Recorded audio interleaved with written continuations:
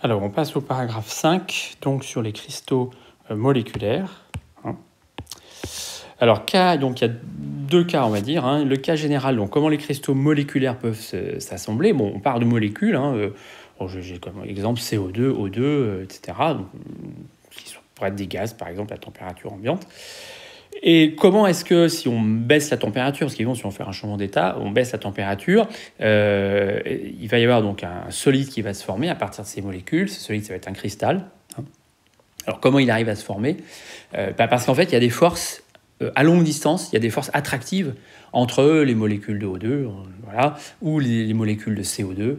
Voilà, d'accord. C'est ce qu'on appelle les forces intermoléculaires. Alors évidemment, ces forces sont bien moins intenses que les forces intramoléculaires, qui relèvent de liaisons covalentes, etc., qui assemblent les atomes entre eux. Là, ce sont des forces beaucoup plus faibles. Bon, pourquoi ce sont des forces beaucoup plus faibles? Alors, elles sont de nature électrostatique, mais vous voyez que les molécules sont des édifices électriquement neutres. D'accord. Donc on pourrait se dire, en première approximation, la force électrostatique entre ces deux édifices est nulle. Alors, en première approximation, c'est vrai. Mais en deuxième approximation, si vous voulez, la répartition des charges plus et des charges moins n'est pas la même. D'accord. Ce qui fait qu'il reste quand même résiduellement un champ électrostatique qui est quand même engendré par une molécule, fût-elle neutre. D'accord. Et en fait, alors il y a ce qu'on appelle les molécules, en fait, entre elles réagissent entre elles. Le champ de l'une modifie la répartition électronique de l'autre, et au final, ça fait donc des forces intermoléculaires dites de Van der Waals. Je crois que je ne sais pas si je l'ai mis dans le titre, et qui sont attractives à longue distance. Alors, évidemment, à courte distance, non, c'est pas possible. Voilà, mais à longue distance, c'est des forces attractives. Et finalement, ces forces, si faibles soient-elles, si on baisse suffisamment la température, si l'agitation thermique baisse, elles vont finir par, entre guillemets, prendre le dessus et organiser les atomes de manière régulière, de manière organisée, et former des cristaux. Voilà, d'accord. Donc, exemple, cristaux de O2, de CO2, de I2, c'est des choses qu'on peut trouver dans les bouquins. Également, les atomes de gaz noble. Les atomes de gaz noble, néon, argon, krypton, xénon, ça cristallise, parce qu'il y a entre ces atomes qui sont quand même neutres, s'il en fut. Néanmoins, il y a quand même des forces attractives qui font qu'on peut organiser des solides avec ces atomes de gaz noble. Voilà, alors là, il n'y a plus du tout pour O2, CO2, il n'y a plus les trucs embêtants qu'on peut vous poser, enfin, entre guillemets, ça devient déjà assez complexe, puisque vous attachez ici au nœud d'un réseau, quelque chose comme CO2, O2, donc ça a des orientations, etc. Donc les choses un petit peu simples qu'on a faites, nombre de plus proches voisins, etc., tout ça, ça tombe à l'eau, parce que ça serait beaucoup trop compliqué. Voilà, ça c'est le cas général. Alors, l'eau, quand même, ne peut rien faire comme tout le monde. C'est aussi un petit peu, on va voir, c'est la raison pour laquelle, on va voir un peu la raison pour laquelle justement l'eau, quand on la fait geler, elle augmente de volume. Alors, dans l'eau, en fait, c'est pas tellement. Alors, ces forces de Van der Waals, elles existent, mais il y a une force quand même plus élevée que ces forces de Van der Waals qui vont quand même organiser, c'est ça qui va donner l'organisation de l'eau. Alors, le schéma général, ça repose sur une propriété chimique qui est la suivante. J'ai une liaison AH dans une molécule, avec A plus électronégatif que H. Donc, si A est plus électronégatif que H, c'est comme un petit peu si j'avais ici une case vide, d'accord? C'est-à-dire tous les électrons partent sur A, et H, c'est comme si c'était H+, d'accord? Et B, j'ai un autre atome d'une autre espèce, qui va admettre un doublet libre. D'accord. Et en fait, il y en a un qui, celui-là a 2 électrons, entre guillemets, à donner. Le H, il voudrait bien prendre, entre guillemets, il est sous forme d'H+, d'accord, donc il pourrait bien récupérer les électrons de B. Et en fait, c'est ce qui se passe. On va avoir entre H et B, donc B va céder une partie de ses électrons, d'accord, à H, de manière à ce que H redevienne, soit un petit peu moins H+, qu'il ne l'était, voilà, d'accord. Et on va former une liaison chimique particulière qu'on appelle la liaison hydrogène, puisqu'a priori, ça n'existe qu'avec l'hydrogène. Voilà. Et cette liaison, ma foi, elle va pouvoir organiser les choses dans l'eau. Alors, qu'est-ce qui se passe? H2O, il y a à la fois le AH, puisque c'est le OH, et que O est plus électronégatif que H. Et le O, ça joue à la fois le rôle de B. puisque ça a 2 doublés libres. D'accord? Donc, qu'est-ce qui va se passer? Regardons ce qu'il y a ici. Alors, ici, on va un petit peu le zoomer, si possible. Voilà. Donc là, j'ai l'oxygène.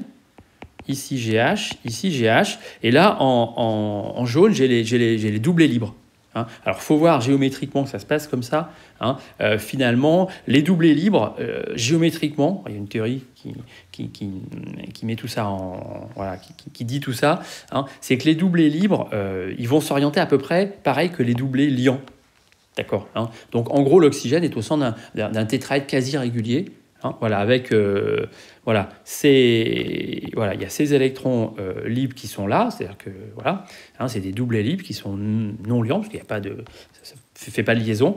Et puis ici, c'est pareil, là j'ai des électrons qui sont là. Et en fait, l'oxygène est au sein d'un tétraèdre et j'aurai ces 4 branches qui sont réparties de manière isotrope autour de l'oxygène, enfin quasi isotrope.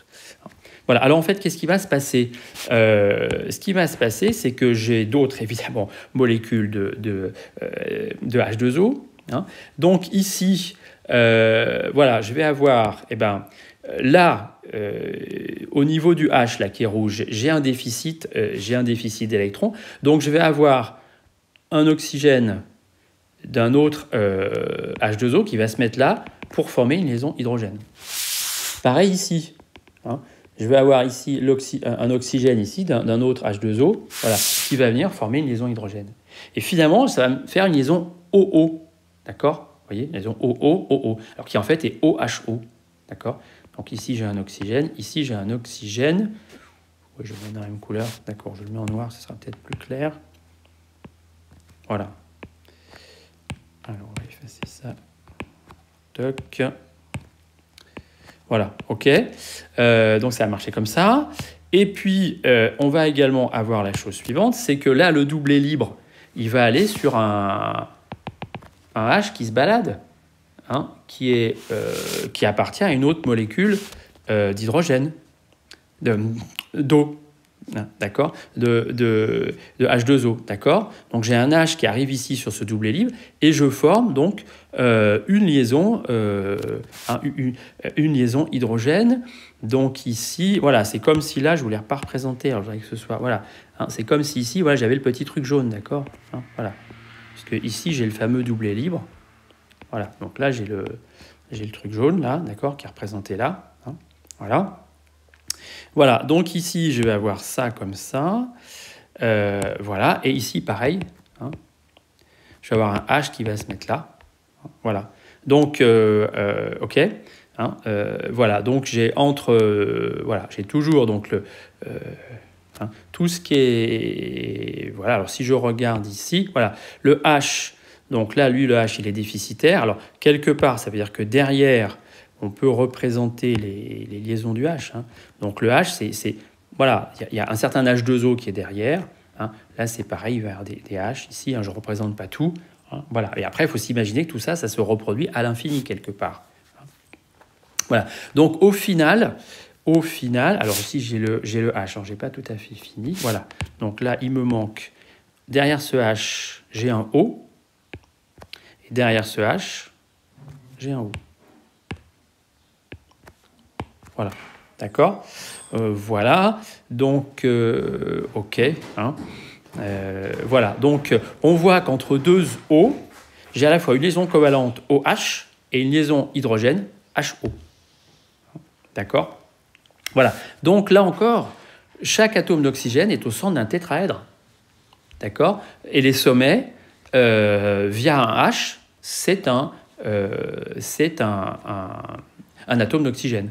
Hein. Alors on voit évidemment que soit si on part d'un O donné, soit soit d'abord on a la liaison ici par exemple covalente, hein, puis la liaison hydrogène, ou on peut avoir la liaison hydrogène puis la liaison covalente. Mais au final ça fait la même longueur. D'accord. Donc ces 4 branches, hein, même voilà, elles ont toutes la même longueur. D'accord. Donc c'est comme le diamant, si j'ose dire. Hein, alors d'ailleurs, la glace diamant, ça existe. Alors c'est pas la forme la plus courante, hein, donc c'est pour ça que c'est celle que j'ai pas retenue à droite. Voilà. Mais à ce moment-là, on peut voilà, par un système comme ça de construction à base d'un tétraèdre, construire, il y a une structure de glace qui s'appelle la glace diamant. Voilà. D'accord. Donc là, évidemment, les choses deviennent quand même assez compliquées. Hein. Voilà. Donc, bon, vous voyez un petit peu ce qu'on a ici. Donc là, c'est une structure, c'est la glace plus classique. Hein. Bon, voilà. Et là encore, une fois, alors bon, pour commencer à faire des raisonnements du type de ceux un petit peu qu'on a fait, ça devient quand même relativement complexe. Hein. Voilà pourquoi là, on ne va pas trop vous embêter sur des trucs comme ça. Voilà. Mais enfin, il faut savoir que ça existe, qu'il y a des choses plus compliquées que simplement ce dont je vous ai parlé. Voilà donc pour ces cristaux moléculaires. Et on va